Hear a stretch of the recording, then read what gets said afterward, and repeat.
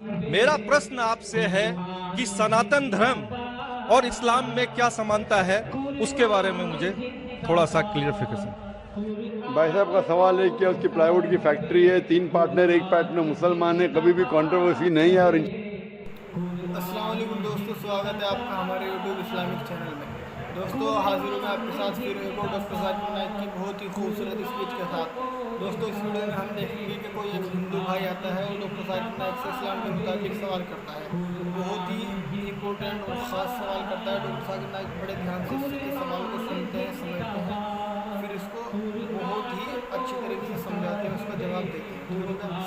और दोस्तों ये आप जैसे कि अभी आपने शुरू के वीडियो के स्टार्टिंग में आपने क्लिप सुना कि ये क्या सवाल है। दोस्तों इसी टॉपिक पर वीडियो होने वाली है, बहुत इंटरेस्टिंग वीडियो है।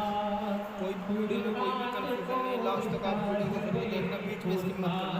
और दोस्तों वीडियो को अच्छी तरह शेयर करना दोस्तों, ठीक होगा। और दोस्तों अगर आपको वीडियो पसंद आए तो वीडियो को एक लाइक कर देना। और अगर चैनल पर आप पहली बार विजिट किए हो तो चैनल को सब्सक्राइब सवाल करने से पहले ज़रूर बताएं। अब हम फिर लौट आते हैं माइक नंबर 1 की तरफ। माइक नंबर 1 पर अगर कोई गैर मुस्लिम भाई हैं तो अपना सवाल कर सकते हैं माइक नंबर 1 से। पहले मैं आपको प्रणाम करता हूं, मेरा प्रणाम को आप स्वीकार करें। किशनगंज की पावन धरती पे आप आए हैं, आपका अभिनंदन है, स्वागत है। मैं क्वेश्चन करने से पहले एक बात बता देना चाहता हूं कि मेरा नाम है मनीष कुमार जालान, मेरी प्लाईवुड की फैक्ट्री है और उसमें हम 3 पार्टनर हैं, एक मुस्लिम पार्टनर भी उसमें है। मेरा बिजनेस 18 साल से उनके साथ है। कभी धर्म के कारण कभी कोई कंट्रोवर्सी हमारे बीच में नहीं आई है और भगवान के आशीर्वाद से मैं चाहता हूं कि आगे भी नहीं आएगा। मेरा प्रश्न आपसे है कि सनातन धर्म और इस्लाम में क्या समानता है, उसके बारे में मुझे थोड़ा सा क्लियरिफिकेशन। भाई साहब का सवाल है कि उसकी प्लाईवुड की फैक्ट्री है, 3 पार्टनर, 1 पार्टनर मुसलमान है, कभी भी कंट्रोवर्सी नहीं है और इंशाल्लाह नहीं आएंगी। उनका सवाल है कि सनातन धर्म और इस्लाम में क्या यकसानियत है, वो जानना चाहते हैं। हिंदू मज़हब की सबसे अहम किताब है वेदा। दयानंद सरस्वती ने सनातन धर्म को और आम किया। वो सही कहते हैं कि हमें मानना चाहिए वेद सबसे ऊंची किताब है। स्मृति और श्रुति, श्रुति मतलब जो भगवान की तरफ से, स्मृति मतलब जो इंसानों ने लिखी है। श्रुति में आता है वेद और उपनिषद। तो सनातन धर्म के मुताबिक और इस्लाम के मुताबिक आप देखेंगे दोनों में खुदा के बारे में, ईश्वर के बारे में, अल्लाह के बारे में जो लिखा है वो यकसा है। आप जब पढ़ेंगे छंदोग्य उपनिषद चैप्टर नंबर 6 सेक्शन नंबर 2 श्लोक नंबर 1 में लिखा हुआ है संस्कृत में, एकम एविदित्यम, खुदा एक है, भगवान एक है, दूसरा नहीं है। लिखा है स्वतः उपनिषद में चैप्टर नंबर 6 श्लोक नंबर 9 में, नाचे से कसित जनिता न चदीपा, कि उस ईश्वर का कोई रब नहीं, उस ईश्वर के कोई वालिदैन नहीं, उससे ऊंचा कोई नहीं, उसका कोई वालिदैन है, कोई वालदा है। लिखा है स्वतः उपनिषद में चैप्टर नंबर 4 वर्ष नंबर 19 में, न तस्य प्रतिमा अस्ति, उस ईश्वर की कोई प्रतिमा नहीं। प्रतिमा संस्कृत लफ्ज है जिसके मानी अक्स, picture, painting, photograph, idol, statue, sculpture. तो लिखा है उस ईश्वर, उस भगवान की कोई प्रतिमा नहीं, कोई अक्स नहीं, कोई पिक्चर नहीं, कोई पेंटिंग नहीं, कोई पोर्ट्रेट नहीं, कोई आइडल नहीं, कोई स्कल्पचर नहीं, कोई स्टैच्यू नहीं। आगे जब आप पढ़ते हैं ये सारी चीज़ें कुरान में भी लिखी है, मैं उसके ऊपर आऊँगा।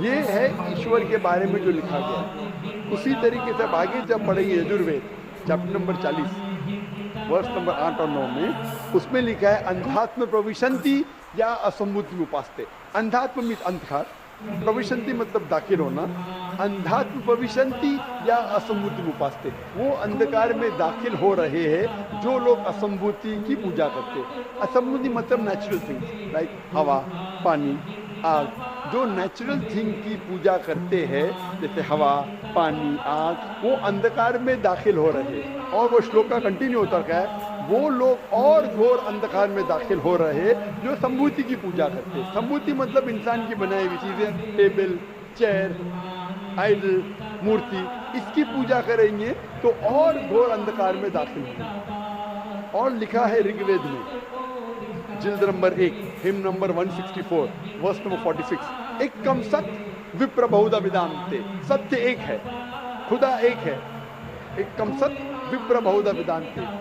लोग, विद्वान लोग उस ईश्वर को कई अलग नाम से पुकारते हैं, ईश्वर को कई अलग नाम से पुकारते हैं। यही चीज लिखा है कुरान में जो मैंने जिक्र किया हूँ, सूरह इसरा में सूरह नंबर 17 आयत नंबर 110, कुलिदुल्लाह विदुर रहमान अयमतदु फलाल उस्मान अस्मा। चाहे कहो अल्लाह या रहमान, उसे अच्छे नाम से पुकारो, क्योंकि अल्लाह के सारे अच्छे नाम हैं। लेकिन ऐसी कई मिसाल दी गई। ऋग्वेद आप पढ़ेंगे, ऋग्वेद जिल्द नंबर 2 चैप्टर नंबर 1 श्लोक नंबर 3 में पढ़ेंगे।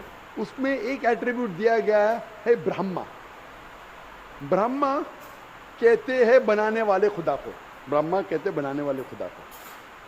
हमें कोई एतराज नहीं अगर कोई कहता है कि ईश्वर बनाने वाला है, उसका तर्जुमा करते अरबी में हो जाता है खालिक, हमें कोई एतराज नहीं। लेकिन अगर कोई कहता है कि ईश्वर वो ब्रह्मा है जिसके 4 सिर है, हर सिर पे मुकुट है, तो हम मुसलमान उस पर एतराज करते हैं, क्योंकि आप भगवान को अक्स दे रहे और आप Yajurveda chapter number 32 shloka number 3 के खिलाफ जा रहे। ना तस्य प्रतिमास्ति, उस ईश्वर की कोई प्रतिमा नहीं, आपने प्रतिमा दिया तो गलत किया। इसी तरीके से आगे आप पढ़ेंगे, लिखा हुआ है ऋग्वेद में किताब नंबर 6 हिम नंबर 46 श्लोक नंबर 16 में, या एक मुश्ती ही, भगवान एक ही है, सिर्फ उसकी तारीफ करो। और ब्रह्म सूत्र हिंदुइज्म का है, एक कम ब्राह्म द्योत्या नास्ते नैना नास्ति किंचन, भगवान एक ही है, दूसरा नहीं है, नहीं है, नहीं है, जरा भी नहीं, सिर्फ एक खुदा है, उसके अलावा कोई नहीं है।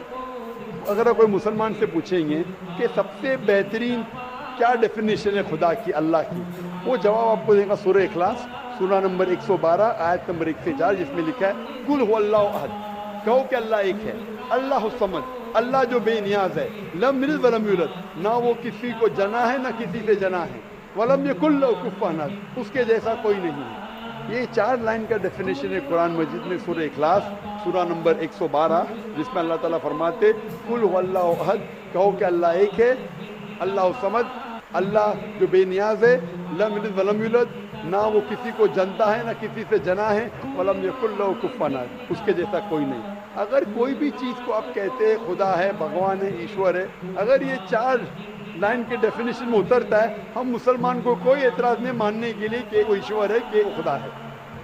तो ये सनातन धर्म के खुदा एक है, उसका कोई अक्स नहीं, हूबहू मिलता है कुरान मजीद से। लेकिन मैं एक स्टेप आगे जाता हूँ, यहाँ तक के तो सही है, दयानंद सरस्वती ने कहा ईश्वर के बारे में, मैंने मान लिया। मैंने थोड़ी और रिसर्च किया, मैंने कहता हूँ मैं दयानंद सरस्वती और विद्वान हूँ, और रिसर्च किया। रिसर्च में लिखा है वेद में, पुराना में, कि एक आखिरी अवतार आने वाले हैं। इसका जिक्र दयानंद सरस्वती ने नहीं किया, क्यों नहीं किया मैं जानता नहीं, लेकिन लिखा है भविष्य पुराना, मतलब जो भविष्य के बारे में आपको कह रही है। अगर आप पढ़ेंगे वेद और भविष्य पुराना और बाकी पुराना, कई जगह आखिरी पैगंबर मोहम्मद सल्लल्लाहु अलैहि वसल्लम का जिक्र है। मैं पूरा तफसील से हवाले दूंगा तो आसान होगा। आप पढ़ेंगे भविष्य पुराना पर्व 3 खंड 3 अध्याय 3 श्लोका 5 से 8 तक, इसमें मोहम्मद सल्लल्लाहु अलैहि वसल्लम का जिक्र है। आगे पढ़ेंगे भविष्य पुराना पर्व 3 खंड 3 अध्याय 3 श्लोका 10 से 27 में मोहम्मद सल्लल्लाहु अलैहि वसल्लम का जिक्र है। अगर आप पढ़ेंगे अथर्ववेद किताब नंबर 20 खंड नंबर 127 श्लोका नंबर 1 से 14 में मोहम्मद सल्लल्लाहु अलैहि वसल्लम का जिक्र है। इसे कहते कुंटब सुक्तात। अगर आप पढ़ेंगे ऋग्वेद किताब number 1 chapter number 53 shloka number 9 में मोहम्मद सल्लल्लाहु अलैहि वसल्लम का जिक्र है। कई जगह पे उनका नाम से जिक्र है और बड़ी तफसील से जिक्र है कल्कि पुराना में। कल्कि पुराना चैप्टर नंबर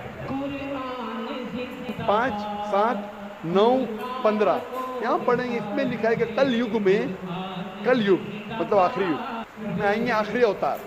अवतार जैसा मैंने कहा का मतलब नहीं कि भगवान नीचे आना। अवतार एक संस्कृत वर्ड है जिसका मानी अवतर। अवतर मतलब खुदा ने भेजा, खुद खुदा नहीं आ रहा है, it belongs to God, not God himself. इसीलिए इसका कॉन्सेप्ट है मैसेंजर, पैगंबर।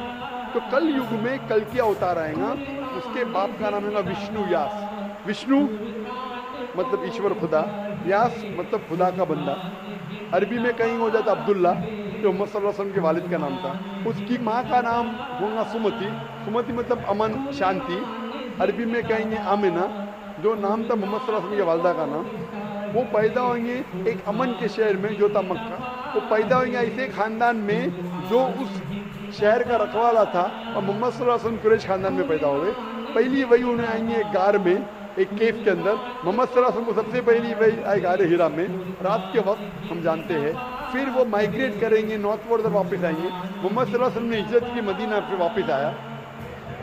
उनके 4 करीब दोस्त होंगे, सबसे पहले 4 खुलफा राशिदीन। ऐसी कई तफसील है।